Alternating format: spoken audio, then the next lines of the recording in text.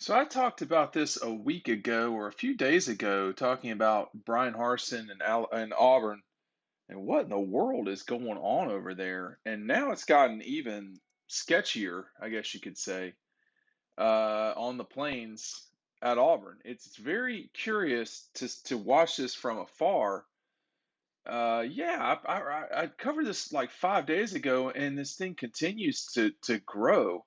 There is a lot of speculation that Brian Harsin will not be the head coach at Auburn in the fall. I mean, that's not something I can, confirm, but there's just why is there so much smoke there uh, right now? Like, what's going on? It's strange to me that this many people are not. I mean, folks that cover Auburn are not shooting this down. They are, in a way, some of them are saying, "Hey, I hear that this is possible." And could happen sometime next week, which would be, if you're watching this just now, that would be in early February of 2022. What is happening? I'll tell you what's happening over at Dog Post. We've got a wonderful book for you to get for yourself or others. It's called Dogstruction.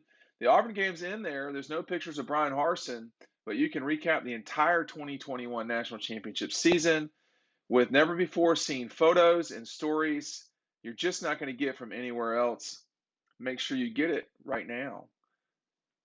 Brian Harsin's journey to Auburn from Boise um, started about this time a year ago. And now we've been through an entire season, a full calendar year or 365 days, a season that just didn't finish the way that Auburn wanted. And now to me, there's a couple things going on here that have got to be dealt with if you are Auburn. Number one, you can either this is accurate, what people are talking about, or it is not. The worst case scenario in these times is to let stuff flop around out there if it's not true. And there's a lot of stuff flopping around out there right now. And, you know, Auburn has lost five coordinators, apparently, something like that, or they're on number five.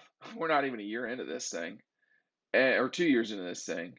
They have lost a legacy quarterback in Bo Nix.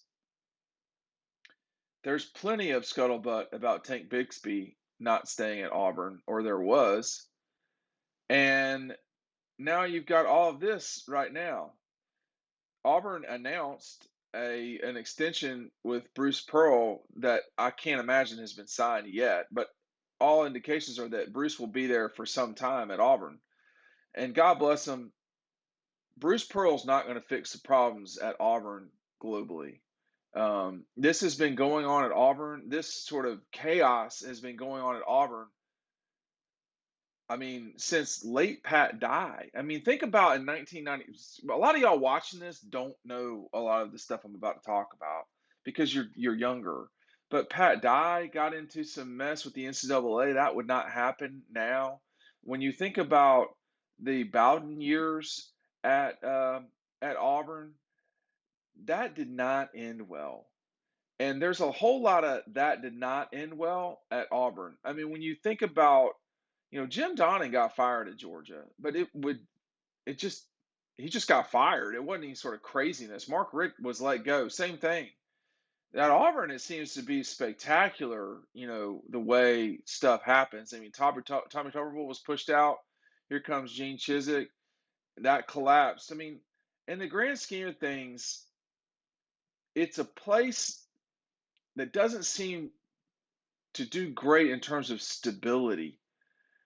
That's just come to my head just now. And when your two biggest rivals, obviously Bama being number one and then Georgia two, have won back-to-back national championships, have won all but one SEC championship since 2000. Since Auburn won it in 13. Someone can correct me. I mean, because the LSU win in 19.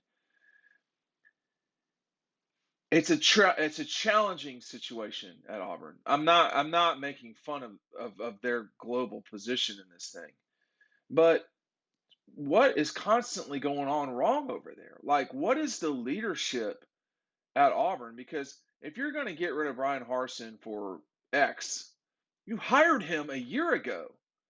I mean, if you're contemplating firing him a year into it, you need to be looking in the mirror. Something's wrong with you. Okay, it's a problem with you, like the leadership there, the athletic director, the president. I don't know what's above the president. I mean, I don't know if it's a board of regents or, I mean, Alabama has a different setup than Georgia. If is it regents? Is it trustees? I don't know. But Georgia's biggest fight in years gone by, recruiting wise, was Auburn. I mean, it was Auburn. It wasn't Tech or Florida. It was always Auburn. They haven't fought Auburn for a player, I feel like, in years. I mean, Tank Bigsby's a great example, but he is a complete outlier, not only in his skill level, but in the recruiting battle. He just, Georgia just went a different direction, and I think they would have loved to have Tank Bigsby, but they got that one not quite right. All right, they got that one wrong. And I think that I'm not going to sit down on that one. My point is that Auburn has disappeared from the recruiting landscape. I mean, in terms of their head to head with Georgia and Bama, that just doesn't exist anymore. Um, I was telling people this by text message earlier today, and I played basketball in college. I love basketball. It's great. It is not going to save you. It is not going to save you. In our current society and situation in college athletics, you have to be good at football, or you will not be successful as an athletic department. And you can leave Kentucky out of it because they're successful at football. They're more successful than Auburn. You got to be successful in football in today's athletic climate, or you will become an afterthought. You will become what what Texas has become, someone that no one cares about or thinks about. They're trying to correct that. You got to win at football. This is Auburn we're talking about. This isn't, frankly, Georgia Tech. This is Auburn should win, but they're not. What's going on at Auburn? Like, I have no animosity towards Auburn. I don't care. I think it's a perfectly adequate school in terms of, there's a lot of people from Georgia that go to school over there. It's got a lot of tradition. There's a lot to be proud of with Auburn. Let's set that aside. What is going on over there? Like, if this sort of dysfunction was happening at Georgia, I just Georgia's not that reckless as an institution. They've never been that. I don't know why Georgia is not chaotic the way that Ole Miss can be or Auburn can be, but they're not. But Auburn has been, and Auburn has been for a while now. And this is not exclusively a Brian Harsin problem. I do not know what's going to happen there. I mean, I don't know, but there's way too much smoke out there right now. And either one of two things needs to happen. This is very simple. You either back your guy and tell people they're wrong, which has not happened, or you get rid of the guy and you get somebody in there that you feel like can win. It was they one other thing about Auburn. The consistent mistakes with contracts with coaches has gotten them in this position. Gene Chizik over and over again re-signed for tons of money, extending Auburn in a way that was insane. And now we see that Auburn has made a coaching change with Chizik. Excuse me, have I said Gene Chizik? I meant Gus Malzahn, but they're all floating together for me. I mean, Tommy Tuberville was probably their best coach over the last 20 something years, and he consistently had them good. Now, he was never really dealing with Nick Saban, but damn, man, I mean, everybody deals with Nick Saban. And, you know, honestly, the West is a train wreck. I was trying to give a good example of somebody in the West that wasn't a disaster or didn't have some sort of strange thing lately. I would say Arkansas, but all you got to do is look before Sam Pittman. There's just not a lot of great. Right now, athletic departments are having to make the right call on football. And if you don't, you are buried for a while. You look at Tennessee, I think they finally got the right person. It's taken them 15 years to get there.